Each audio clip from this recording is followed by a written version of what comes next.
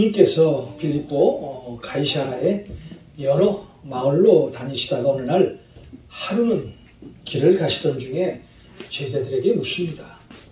사람들이 나를 누구라고 생각하느냐? 이 예수님의 물음에 제자들이 대답을 합니다. 어떤 사람은 세례 요한이라고 하고요. 또 어떤 사람은 엘리야라고 하는 사람도 있고요.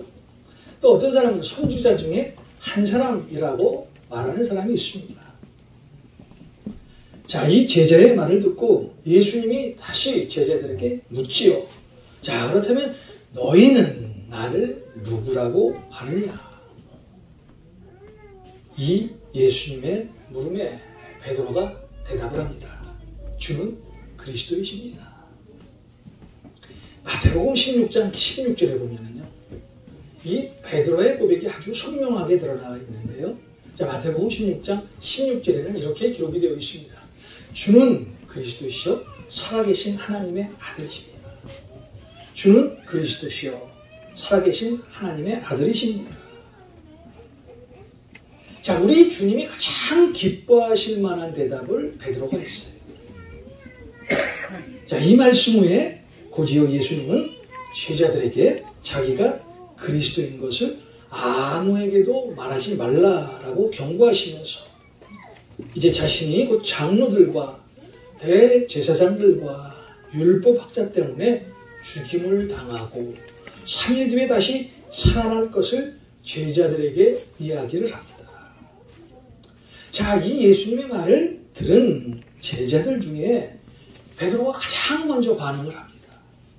자, 오늘 말씀 32절에 보면 베드로가 예수님을 붙잡고 항변을 했다라고 나와 있는데요.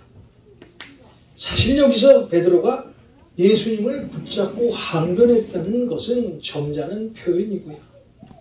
자, 그 당시 상황을 다국어 성경에 보면 이렇게 쓰여 있습니다.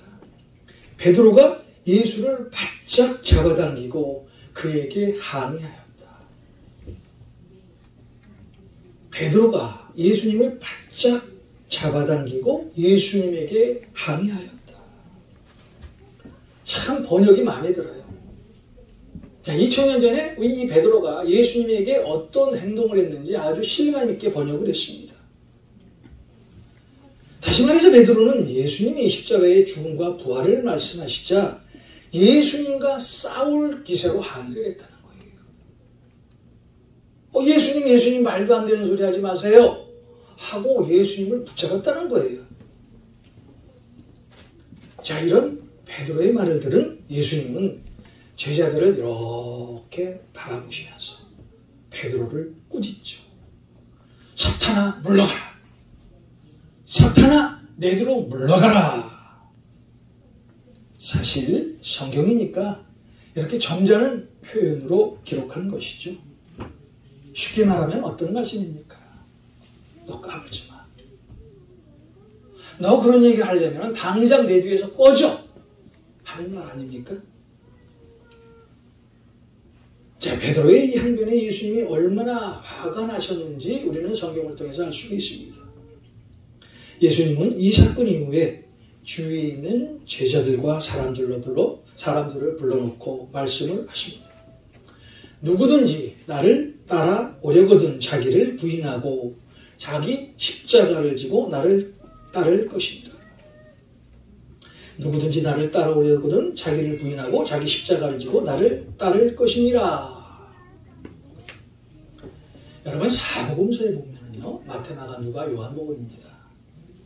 자, 예수님의 말씀이 많이 나와 있는데요. 예수님께서 나를 믿어라 라는 그 말씀보다 예수님께서 나를 따르라 라는 말씀이 훨씬 더 많이 나와 있어요.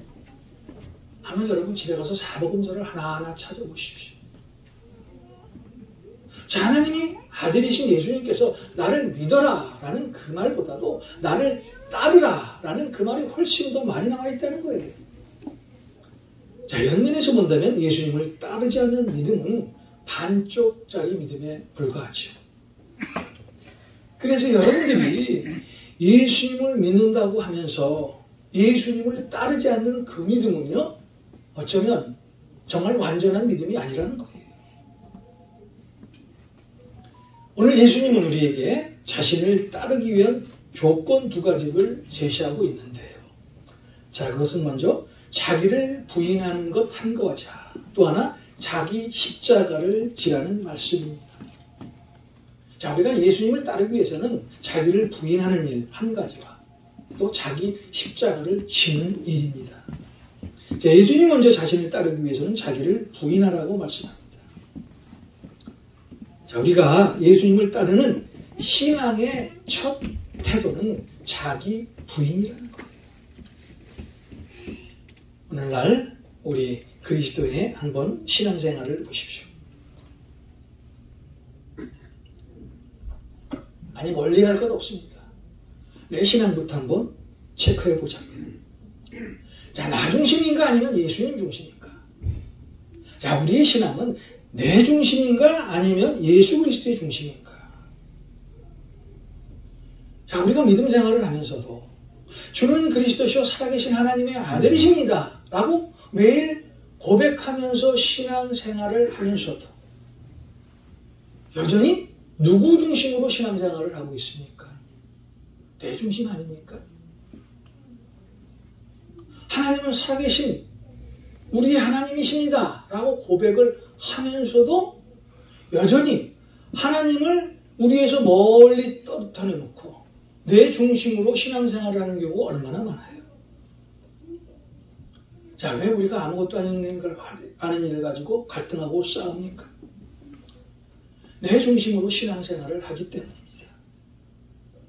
자, 내 중심으로 신앙생활을 하다 보니까요, 내 유익과 신앙이 딱 부딪히면 언제나 먼저 내 유익을 위해서 예수 그리스도를 버리는 우리의 모습을 보게 됩니다. 여러분, 자기 부인이란 나를 위해 살아왔던 옛사람을 십자가에 못 박는 것을 말합니다. 자, 우리가 아는 로마서 6장 6절에 이런 말씀이 있습니다. 우리가 알거니와 우리의 옛사람이 예수와 함께 십자가에 못 박힌 것은 죄의 몸이 죽어 다시는 우리가 죄에게 종 노릇하지 아니하려 함이니. 자, 여기서 옛사람이 누굽니까? 거듭나기 전에 이 세상을 따르고 자신의 욕심에 따라 사는 그 내 모습이 옛사람이에요. 자, 우리가 예수 중심으로 살기 위해서는요, 내 중심으로 살았던 내 자아를 십자가에 못 박아야 된다는 거예요. 내 옛사람이 십자가에 못 박혀 죽어야 예수 중심으로 살아갈 수가 있습니다. 자, 우리가 예수 중심으로 살아갈 때 우리는 그때 비로소 내 안에 옛사람이 죽고 예수 그리스도가 살아 역사한다는 거예요. 자, 여러분 잘 아는 갈라디아서 2장 20절. 내가 그리스도와 함께 십자가에 못 박혔나니 그런즉 이제는 내가 사는 것이 아니요 내 안에 그리스도께서 사시는 것이라. 오직 예수 그리스도의 십자가 외에는 그 어떤 무엇과도 대신할 수 없는 신앙, 바로 그 신앙이 자기를 부인하는 신앙이라는 거예요. 내가 내 안의 주인이 내가 되면은요, 나를 주장하고 살게 됩니다.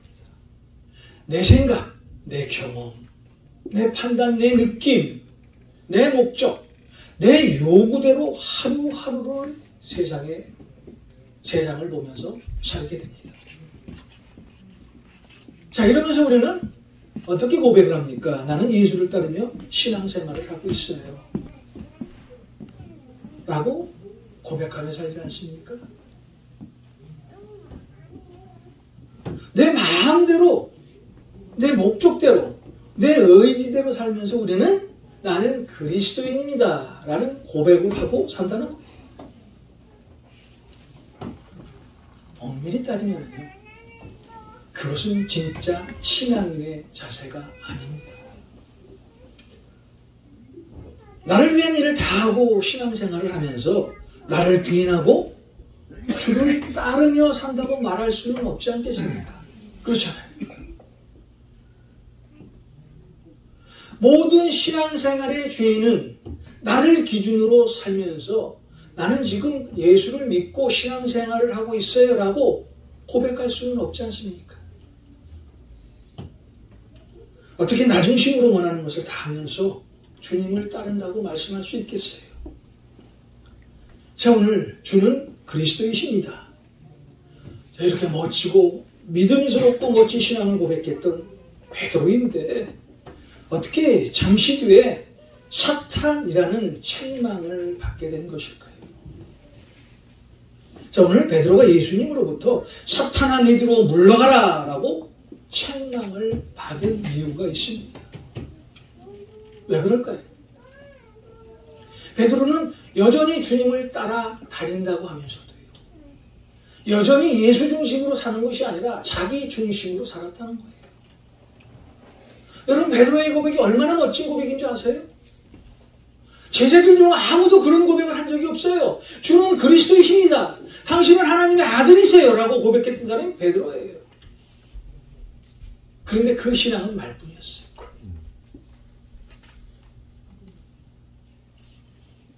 그의 마음에는 예수 그리스도가 없었어요. 오늘날 우리는 교회를 다녀요. 예배를 봐요. 신앙생활을 해요.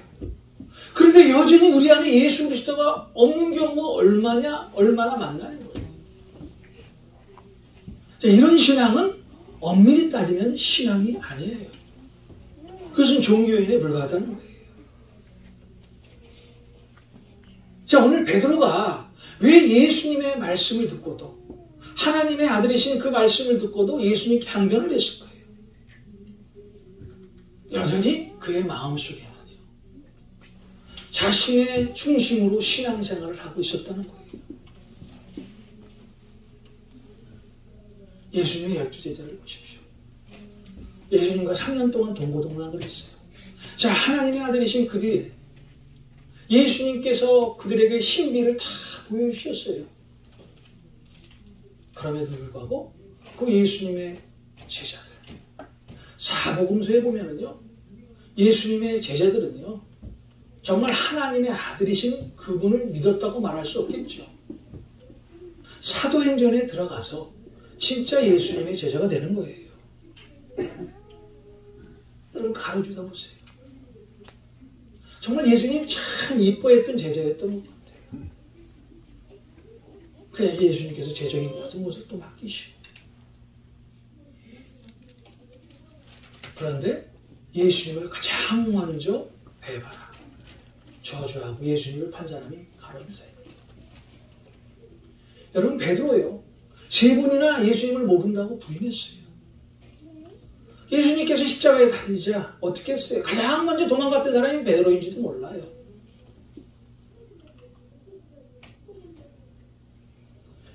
예수님이 부활하신 사실을 알고도 제자들 중에서 베드로와 다른 제자 7명은요, 자, 예수님의 부활 소식을 듣고도 그 밤에 갈릴리 호수에서 고기를 잡았다고 사복음서에 기록이 되어 있습니다.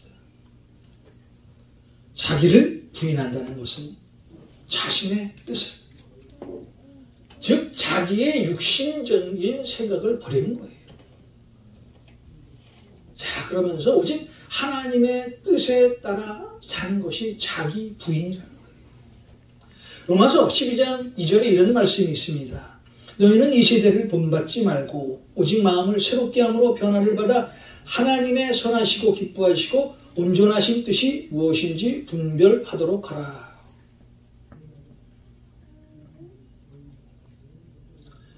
자, 이제 우리가 성숙한 그리스도인이라면 우리의 신앙의 구조 조정을 할 필요가 있습니다.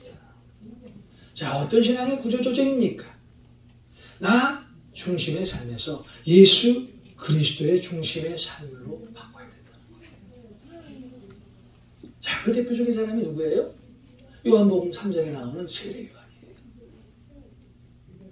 자, 세례요한이 광야에서 외쳤던 소리가 뭐예요? 예수는 흥해야 되는 대가, 나는 쇠하여야 하리라. 세례요한은요, 항상 날마다 매일 예수님을 높였어요. 그리고 자신은 낮췄습니다. 자기 부인의 삶은 바로 내 중심의 삶에서 예수 그리스도의 중심으로 사는 그것이 자기 부인의 삶의 첫걸음입니다. 여러분, 오늘부터 여러분이 만약에 여러분 마음 가운데 예수 그리스도를 모시지 못했다면요, 예수 그리스도를 마음에 모시십시오. 그분이 여러분의 모든 삶을 책임져 주십니다. 그분 때문에 여러분이 평안하실 것입니다. 그분 때문에 여러분이 행복하실 것입니다. 그분 때문에 여러분의 모든 고민이 해결받을 것입니다. 아멘. 여러분 마음 가운데 예수 그리스도를 모셔보십시오. 어떻게 하나님이 역사하시고 예수 그리스도가 역사하시는지, 성령님이 여러분에게 오늘 어떻게 말씀하시는지, 오늘 이 시간 이후부터 예수 그리스도를 여러분 마음 가운데 모시십시오. 아멘. 자, 그런 삶을 사시길 주님의 이름으로 축원드립니다. 아멘. 아멘. 자, 오늘 예수님은 나를 따라오려거든 자기를 부인하고, 그리고 두 번째, 자기 십자가를 지고 나를 따를 것이리라 라고 말씀하셨어요. 오늘 여기서 주님이 말씀하시는 자기 십자가가 무엇입니까? 사실 예수님께서 십자가에 못 박히실 때는요, 아무도 십자가가 자신이 져야 하는 짐이라고는 생각하지 않았겠죠. 그렇잖아요. 2000년 전의 십자가는요, 죄인들만 지는 그런 십자가였어요. 보통 사람들이 누가 내가 십자가를 질 것이다 라고 생각했겠습니까? 그런데 오늘 그 예수님께서 여러분에게 2000년 전에 예수님이 지셨던 그 십자가를 지시라고 지금 말씀하고 있는 거예요. 자, 그러면서 십자가를 지고 나를 따라라 라고 지금 말씀하십니다. 자, 이 말은 어떤 말씀입니까? 예수님을 따르기 위해 죽을 각오를 하라는 말씀이에요. 자, 이것은 우리 예수님께서 우리에게 완전한 복종을 지금 요구하시는 것입니다. 예수님께서는 우리에게 십자가를 지라고 명령하신 후에 이렇게 말씀하십니다. 누구든지 자기 목숨을 구원하고자 하면 잃을 것이요, 누구든지 나와 복음을 위하여 자기 목숨을 잃으면 구원하리라. 사람이 만일 온 천하를 얻고도 자기 목숨을 잃으면 무엇이 유익하리요? 마가복음 8장 35절 36절의 말씀입니다. 예수님께서는요, 가시는 곳마다 수많은 무리들을 몰고 다니셨어요. 자, 이 무리들이 왜 예수님을 따랐습니까? 예수님을 메시아로 생각했기 때문에 이 무리들이 예수님을 따랐던 거예요. 자, 이 무리들은 예수님이 이스라엘 왕국을 회복시킬 것이라고 생각을 했습니다. 이 무리들은 예수님이 로마의 식민지에서 자신들을 자유롭게 하실 것이라고 믿었어요. 자, 예수님의 제자들조차도 이제 왕국이 곧 오리라고 생각을 했습니다. 자, 오늘 베드로가요, 예수님을 붙잡고 항변한 이유를 아시죠? 자, 베드로가 예수님께 항변한 이유는 한 가지예요. 자, 주님을 통해서 이제 자신의 유익이 될 만한 것을 얻을 수 있을 찬스였는데, 주님이 십자가에서 돌아가실 것을 얘기하자 자신의 그 욕심과 욕망이 다 사라질 것을 알고 주님에게 항변한 거예요. 여러분이 아주 평안하실 때는요, 예수님을 따르기가 쉽지 않아요. 그렇죠. 내가 평안하면은요, 눕고 싶고, 놀러 가고 싶고, 성경을 멀리하고 싶고, 에이, 오늘 하루 기도 걸르지. 예수님에 대한 진짜 헌신은요, 우리의 시험 속에서 드러납니다.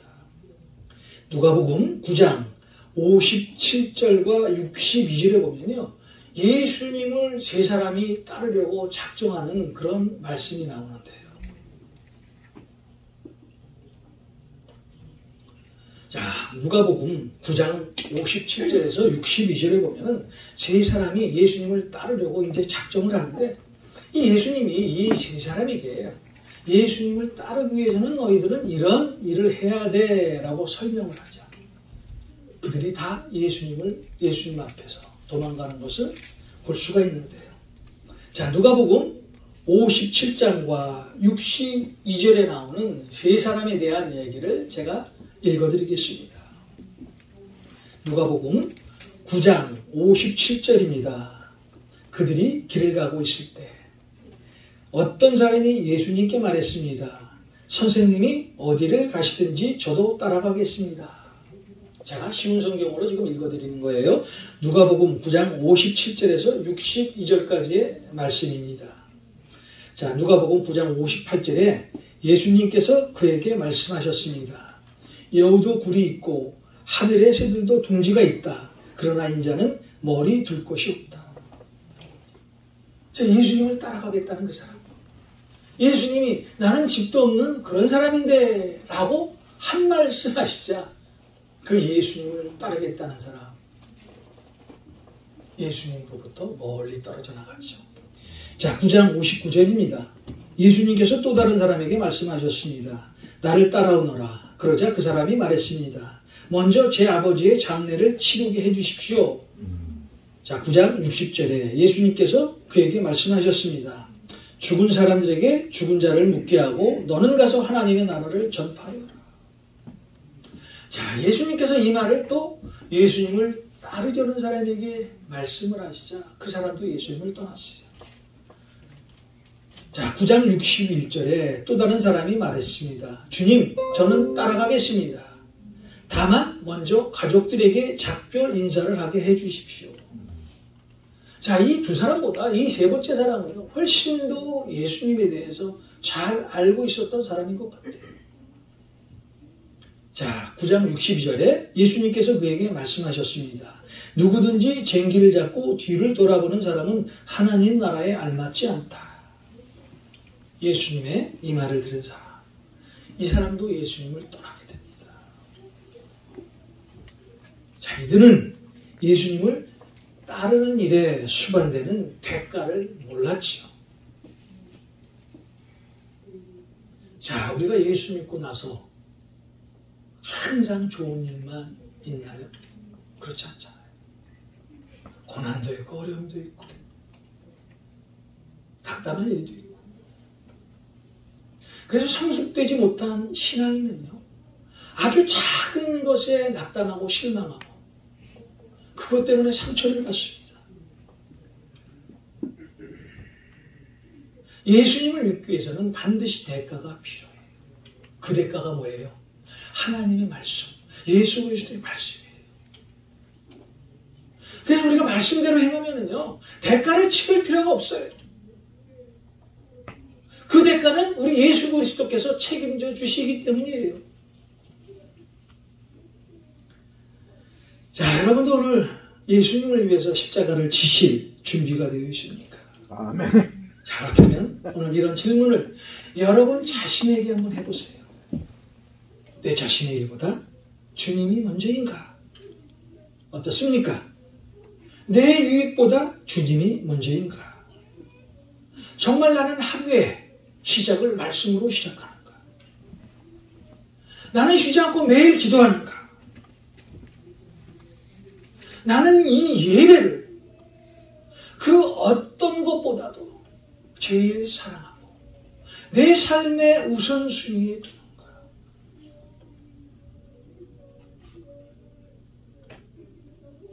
여러분, 이 질문에 여러분 어떻게 대답하시겠어요? 우리가 주님께 헌신하는 것은 내가 가지고 있는 소망과 소유, 그리고 심지어 내 생명까지도 주님을 위해 버릴 수 있는 그런 마음을 가져야 한다는 거예요.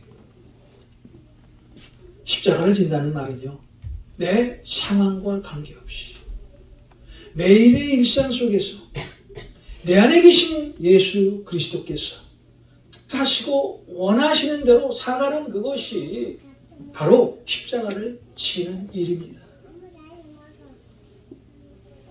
매일 매 시간 아주 사소한 일까지도 주님께 묻고 주님의 음성을 듣고 행하는 그것이 십자가를 지는 삶이에요. 우리가 작은 일에서부터 주님께 묻고 주님의 말씀에 따라 사는 그것이 하나님의 역사를 체험할 수 있는 시작이 된다는 거예요. 오늘 예수님은 분명하게 우리에게 말씀하고 계십니다. 무리와 제자들을 불러 이르시되 누구든지 나를 따라오려거든 자기를 부인하고 자기 십자가를 지고 나를 따를 것이니라. 자, 우리가 주님을 따르기 위해서 자기를 부인하고 자기 십자가를 져야 비로소 그때 우리는 진정한 주님의 제자가 된다는 거예요. 자기를 부인한다는 것, 자기 십자가를 진다는 것. 이제부터 내 뜻대로가 아니라 우리 주님 뜻대로 사는 것을 말씀합니다. 여러분, 십자가의 원리는요, 죽고자 하면 살게 돼 있어요. 그런데 살고자 하면 죽게 돼 있는 것이 십자가의 원리예요. 자, 이걸 역으로 한번 말씀드리자면, 내 생각대로 신앙생활을 하면은요, 언젠가 반드시 낙담하고 실망하고 주님을 떠나게 됩니다. 근데 우리의 모든 것을 주님 앞에 한번 올인해 보십시오.